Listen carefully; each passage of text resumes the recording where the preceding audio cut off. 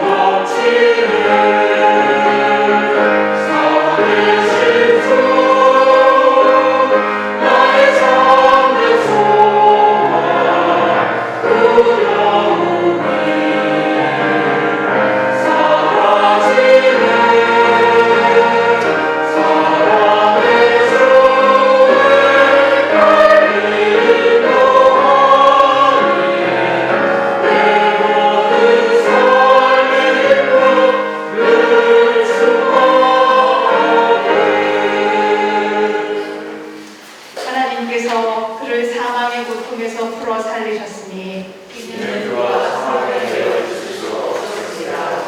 우리 주 예수 그리스도로 말미암아 우리에게 승리를 주시는 하나님께 감사하노니 그러므로 내 사랑하는 형제들아 결실하며 힘들지 말고 항상 주의 일에 더욱 힘쓰는 자들이니라. 이 말을 할 때 예수께서 친히 그들 가운데 서서 이르시되 너희에게 평강이 있을지어다 하시니 내 손과 발을 보고 나의 줄 알라. 또 나를 만져보라. 영은 살과 뼈가 없으되 너희 보는 바와 같이 나는 있느니라.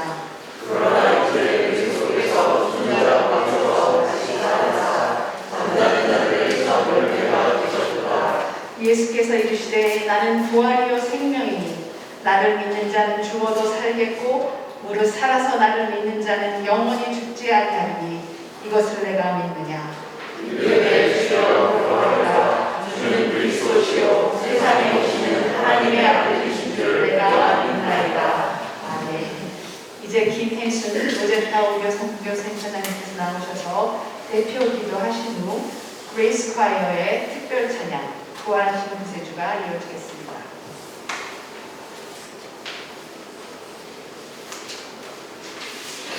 함께 기도하시겠습니다.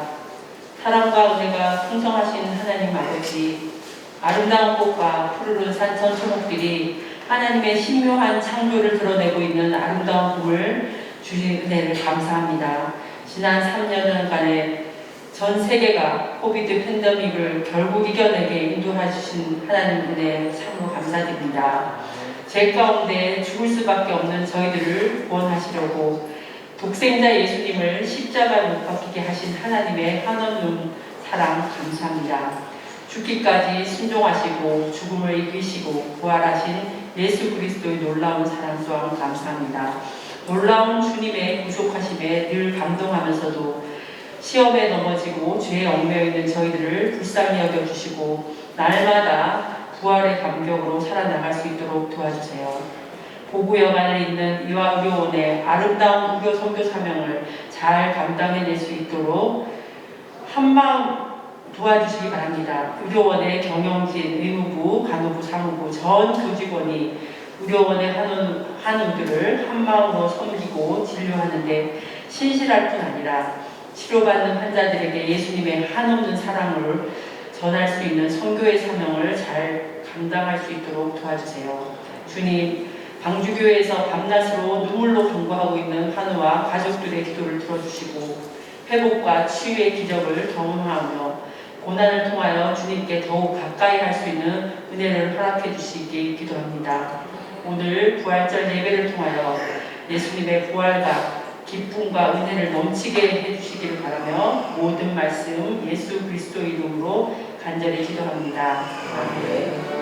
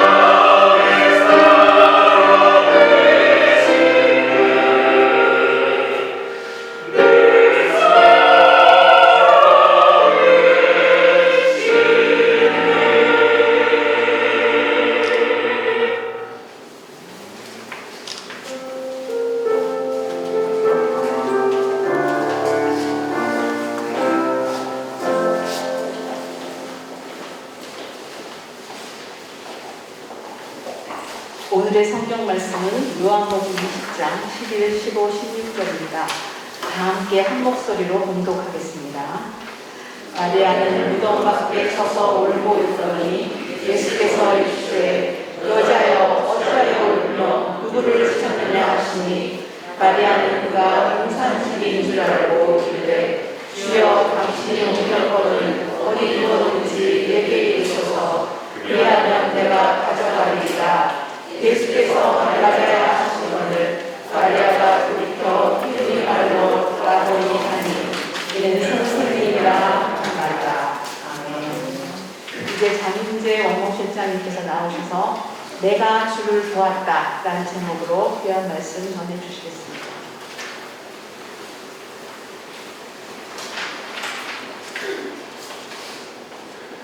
오늘 그레이스 콰이어가 처음으로 맞추신 방법을 듣고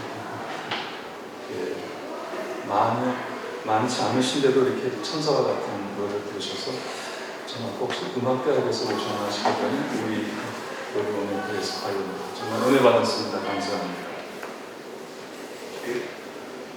안식 일후 첫날, 그러니까 우리에게 익숙한 달력으로는 주일 새벽에 아직 동이 트기도 전에 막달라 마리아는 예수님 무덤을 향해 달려갔습니다. 무서운 군인들이 지키고 있을 텐데 무슨 용기로 거기를 향했을까요? 그런데 무덤에 와보니 무덤 문을 막고 있던 커다란 돌이 옮겨져 있었습니다. 너무나 놀란 마리아는 한 걸음에 베드로와 요한에게 뛰어내려가서 누가 주님을 무덤에서 가져갔습니다. 어디에 두었는지 모르겠습니다. 라고 알렸습니다. 역시 깜짝 놀란 베드로와 요한이 서로 앞서거니 뒤서거니 다른 박질해서 무덤을 이르러 보니까 정말로 무덤이 비어 있었습니다. 그러나 성경을 보니까 아직도 그들은 예수께서 죽은 사람들 가운데서 반드시 살아나야 한다는 성경 말씀을 깨닫지 못하고 자기들이 있던 곳으로 돌아갔다 했습니다. 하지만 막달라 마리아는 거기를 떠날 수가 없었어요. 그분이 너무나 보고 싶었기 때문입니다. 너무나 그리웠기 때문에. 오늘 읽은 복음서 이야기는 바로 여기서 시작합니다. 요한복음 20장 11절에서 18절은 성서 전체에서 가장 아름다운 얘기 중에 하나고, 어떤 문의는 인간이 만든 문학 중에서 가장 아름다운 해후의 장면이다 이렇게 표현한 적도 있습니다. 마리아는 무덤 밖에서 울고 서 있었죠.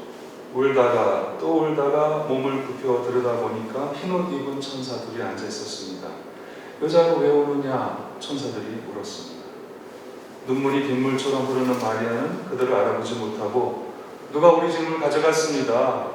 어디에 두었는지 모르겠습니다. 라고 울먹였습니다. 마리아는 누군가가 예수님의 시신을 훔쳐갔다고 생각하고 있었습니다. 그런데 예수님은 그때 마리아의 뒤편에 서 계셨습니다. 마리아가 뒤로 돌아섰을 때 예수께서 서 계신 것을 보았지만은 그가 예수인 줄은 알지 못하였다라고 성경이 기록합니다. 어떻게 그런 일이 있을 수가 있죠? 한평생 예수님만 보고 따라왔던 마리아가 아닌가요? 다른 사람도 아니고 어떻게 마리아가 예수님을 못 알아볼 수 있습니까? 아마 눈물 때문이었던 것 같습니다. 단순하지만 전곡을 찌르는 사실이죠. 마리아는 예수님을 알아볼 수가 없었습니다. 눈물이 눈을 가려서 알아볼 수가 없었습니다. 우리는 사랑하는 사람을 잃었을 때 모든 것을 다 잃은 상실감에 몸부림칩니다. 하염없이 눈물만 흐릅니다. 그 눈물이 우리의 앞을 가리죠. 인간의 감정 중에서 울음처럼 간절하고 진실한 것이 또 어디 있던가요? 마리아는 예수님의 시신마저 잃어버린 줄 알고 그 충격과 슬픔에 사로잡혀서 아무것도 보이지 않고 아무것도 들리지를 않았습니다. 예수님이 여자여 왜 울고 있느냐? 누구를 찾느냐? 물으셨는데 마리아는 그가 동산지기인 줄 알고 여보세요. 당신이 그를 옮겨 놓았거든. 어디에 두었는지 내게 말해주세요. 내가 그를 모셔가겠습니다. 라고 간청합니다. 아니 도대체 그 무거운 시신을 자기 혼자 힘으로 어떻게 옮기겠다는 말이죠? 마리아의 무모함은 아마 사랑 때문이었던 것 같습니다. 예수님에 대한 사랑과 존경이 너무도 깊었기 때문에 그분을 잃어버린 슬픔의 마리아는 사시나무 떨듯이 떨고 있었습니다. 마리아는 자신이 찾고 있던 분을 만났지만 그가 누구인지 알아보지 못했다 했습니다. 근데 성경을 보면 예수님의 다른 제자들도 부활하신 예수님을 보고 알아보지 못했다는 기사가 요한복음과 누가복음에서 여러 차례 나옵니다. 아니 다른 사람도 아니고 예수님을 3년 이상 또는 평생 따라다니는 제자들에게 어떻게 이런 일이 일어날 수 있습니까? 아마도 성서는 우리에게 부활하신 주님을 알아보지 못하는 건 마리아와 제자들만이 아니라고 말씀하고 있는 것 같습니다. 여러분 지금도 우리 한가운데 내 마음에 이곳에 하나님의 능력으로 살아계신 주님을 우리가 알아보지 못하는 건 마찬가지 아닐까요? 우리도 부활하셔서 살아계신 주를 알아보지 못하고 있지는 않습니까? 그런데 반전이 일어났습니다. 부활하신 주님을 보고도 알아보지 못하던 마리아에게 주님은 마리아야, 마리아야 라고 이름을 부르셨습니다. 그 호명에 정신이 퍼뜩 든 마리아가 돌아서서 히브리 말로 라보니라고 하니 이는 선생님이라는 뜻이죠. 스승과 제자 사이였어요. 갑자기 무슨 일이 있었던 걸까요? 바로 여기에 요한이 전하는 이 아름다운 이야기의 핵심이 있습니다. 마리아는 예수께서 마리아야라고 이름을 불러주셨을 때 그때 주님인 줄 깨달았다라고 하는 것이 이 이야기의 핵심입니다. 예수님이 마리아야라고 그의 이름을 불러주셨을 때 그분의 그 음성이, 그 목소리가 마리아의 영혼의 가장 깊은 곳까지 다 닿았습니다. 김춘수 시인의 꽃이죠. 내가 그의 이름을 불러주기 전에는 다만 하나의 몸짓에 지나지 않았다. 내가 그의 이름을 불러주었을 때 그는 나에게로 와서 꽃이 되었다. 우리는 저 멀리 우주 어딘가 계시는 우주의 창조자를 경외하는 것에 만족하지 못합니다. 우리는 이 땅에 오셔서 존재하는 모든 것들의 이름 하나하나를 불러주시는 다정한 하나님, 친밀한 하나님, 구원자를 기다리지 않습니까? 성경은 주님께서 이미 모태에서부터 나를 부르셨고 내 어머니의 태 속에서부터 내 이름을 기억하셨다라고 말합니다. 그리고 이 땅에 내려오신 하나님의 아들 예수 그리스도는 이렇게 말씀하셨습니다. 나는 선한 목자다. 나는 나의 양들을 알고 내 양들은 나를 안다. 그것은 마치 아버지께서 나를 아시고 내가 아버지를 아는 것과 같다. 나는 양들을 위하여 내 목숨을 버린다. 이렇게 말씀하신 예수님은 목자는 자기 양들의 이름을 하나하나 불러서 이끌고 나간다 하셨습니다. 이렇게 선한 목자이신 예수님은 지금 이 세상에서 마리아에게만 적용되는 단 하나의 이름, 그 호칭을 불러주십니다. 마리아야, 마리아야. 그의 이름을 부르시면서 그의 슬픔으로부터 그를 그 슬픔 바깥으로 끄집어내십니다.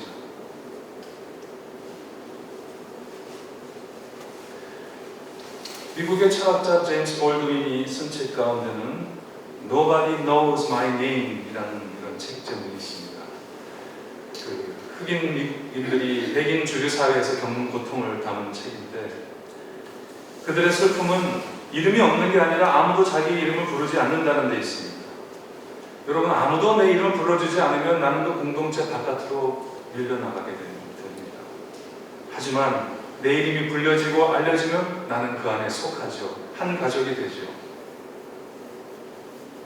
우리 저 목동병원에 그 김옥길 홀을 있습니다만 우리 병원 위에서 많이 수고하신 김옥길 전 총장님 그렇게 학생들의 이름을 잘 기억하셨다고 해요.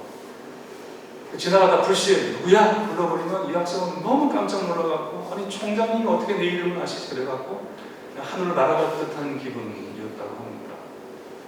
그래서 어느 날 한 선생님이 물었대요. 총장님 어떻게 그렇게 이름을 잘 기억하세요? 혹시 총장님 천재세요? 그랬더니 밤새 외웠지 그러셨답니다. 여러분, 불시에 총장님에게 자기 이름이 불린 학생은 하나같이 자기 존재에 가장 아름다운 꽃을 피워내고 말았습니다. 자기 이름이 불리니까 가장 아름다운 꽃을 피워내고야 말았다는 것이 우리 이화의 역사입니다. 이 방주교회, 이 교회라고 하는 공동체, 다른 말로 부활 공동체인데, 선한 목자가 우리 여기 있는 구성원 한 사람 한 사람의 이름을 불러주시는 그 음성을 알아듣는 사람들의 공동체가 교회라는 공동체입니다. 부활하신 주님이 오늘 우리들의 이름을 하나하나 불러주십니다. 주님이 그리워서 그 험한 길 뚫고 찾아온 마리아의 이름을 부르신 것처럼 여기 계신 한 분 한 분의 이름을 하나씩 불러주십니다. 이름을 불러서 우리의 고통 속에서 그 고통 밖으로, 우리의 슬픔 속에서 그 슬픔 밖으로, 우리의 어둠 속에서 그 어둠 밖으로 걸어 나오게 하셔서 이 찬란한 영원한 생명의 빛 가운데 우리를 거하게 하십니다. 하나의 몸짓에 지나지 않았던 나를 아름다운 꽃이 되어 피어나게 하십니다. 마리아야.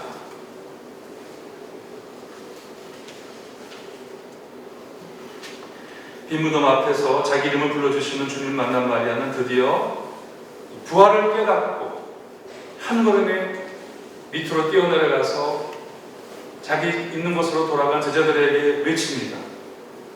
내가 주를 보았습니다. I have seen the Lord. 내가 주를 보았습니다. 여러분, 이 세 마디가 이 그리스도교 역사 2000년의 시작인 걸 아십니까? 기독교라고 하는, 교회라고 하는 공동체는 내가 주를 보았다, 내 눈으로 보았다라고 하는 이 막달라 마리아의 이 세 마디 외침부터 시작된 것이 기독교라고 하는 공동체입니다. 경연의 이와 어려운의 교직원 여러분, 부활절은 시즌이 아닙니다. 생일처럼 1년에 한 번 돌아오는 특별한 날이 아닙니다. 부활은 리얼리티입니다. 현실입니다. 절망 속에서 경험하는 하나님의 능력이고, 어둠 속에서 경험하는 하나님의 빛이고, 지금도 내 가운데 살아 숨쉬는 하나님의 영입니다. 부활은 살아계신 주입니다. 우리 가운데 현존하시는 주님을 만나는 체험, 그분과 인격적으로 만나서 그가 내 이름을 부르셔서 나를 어둠 속에서 끌어내시는 그 이름을 듣고 만나는 그것, 저는 그것이 부활이라고 생각합니다. 그러므로 여러분에게도 막달라 마리아처럼 내가 주를 보았다라는 그 마리아의 신앙 고백이 여러분의 고백이 되시기를 간절히 바랍니다. 질병으로 고통받던 사람들이 선생님들의 사랑의 손길로 기적처럼 살아나는 현장에서 세상을 이처럼 사랑하사 독생자를 아낌없이 내어주신 하나님의 사랑을 환자들이, 가족들이 내가 그것을 보았다라고 말할 수 있는 기적이 이 병원에서 일어나기를 바랍니다. 우리 환자들의 이름 하나하나를 부르시면서 그들을 고치시고 위로하시는 선한 목자이신 주님을 내가 보았다라고 증거하는 공동체가 되시기를 바랍니다. 경영하는 교직원 여러분, 지금 혹시 어떤 문제와 아픔과 슬픔 속에 계십니까? 사람은 누구나 가슴 속에 깊은 울음 하나씩은 갖고 산다고 하지요. 그런데 부활하신 주님께서 오늘 여러분 뒤에 서서 여러분의 이름을 부르십니다. 아무개야. 오늘 폐 찬송으로 제가 442장을 부르자고 요청했는데 여러분 잘 모르시지만 이 찬송가가 바로 제가 오늘 소개해드린 요한복음 20장 11절 18절 이 막달라 마리아의 이야기를 바탕으로 1912년에 C.A. 마이스가 작사 작곡한 그 찬송가입니다. 마리아야, 그 청아한 주의 음성이 우리 귀에 쟁쟁하지요. 2000년 전에 그 장미꽃 위에 이슬이 아직 맺혀있던 그 신새벽에 사시나무처럼 벌벌 떨고 있던 마리아의 귀에 은은히 들리던 그 음성, 지금 우리 귀에도 쟁쟁합니다. 나의 이름을 불러주셔서 내가 꽃이 되게 하시는 그 음성에 내가 너무 기뻐서 주님과 함께 여기서 영원히 거하고 싶은데 주님께서는 저 괴로운 세상에, 저 병실에, 저 아픈 사람들이 있는 곳에 할 일 많으니 가자 하고 말씀하십니다. 그냥 우리를 보내시지 않고 나를 친구 삼으셔서 나와 동행하신다는 바로 그 찬송가입니다. 그래서 내가 누리는 이 부활의 기쁨을, 이 부활의 리얼리티를 알 사람이 없다라고 하는 그 감격을 노래하는 찬송은 바로 찬송가 442장입니다. 경애하는 여러분, 주님께서 부활하셨습니다. 주님은 죽어 계신 주님이 아니라 살아계신 주이고 지금 이 시간 만물을 새롭게 하시고 생명을 주시는 하나님의 권능이며 능력입니다. 그것을 보고 듣고 만지면서 내가 주를 보았다 고백할 수 있는 귀한 이와 오려운의 교주는 모든 선생님들 되시기를 간절히 기도하겠습니다. 기도합시다. 아누게야, 사람들은 내 이름을 알아도 부르지 않고 위문해도 하나님은 내 이름을 하나하나 불러서 내가 너의 아픔을 안다고, 내가 너의 슬픔을 안다고 불러주십니다. 하나님, 나를 나의 이 어둠과 슬픔 속에서 헤어나오게 하여 주옵소서.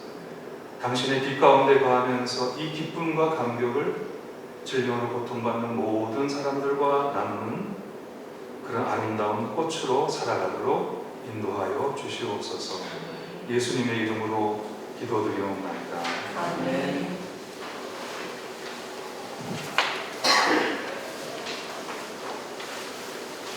이와 어려움과 교직원 선생님들과 또 환우들을 위해서 늘 기도하고 있습니다. 우리 함께 기도하는 날 한 목소리로 읽으면서 다시 한번 우리의 기도 제목을 떠올려 보겠습니다. 시작. 이와 어려움이 선교병원의 소년을 잘 감당하도록 교직원 선생님들 영육간에 건강시켜주시고 각자의 자리에서 소속과 빛의 역할을 하도록 환우들에게 치료와 회복의 은혜가 함께 하시길 기도합니다. 이제 다 함께 일어나셔서 새 찬송가 1, 2, 3절 함께 다 같이 부르신 후에 우리 실장님의 축도로 예배를 마치도록 하겠습니다.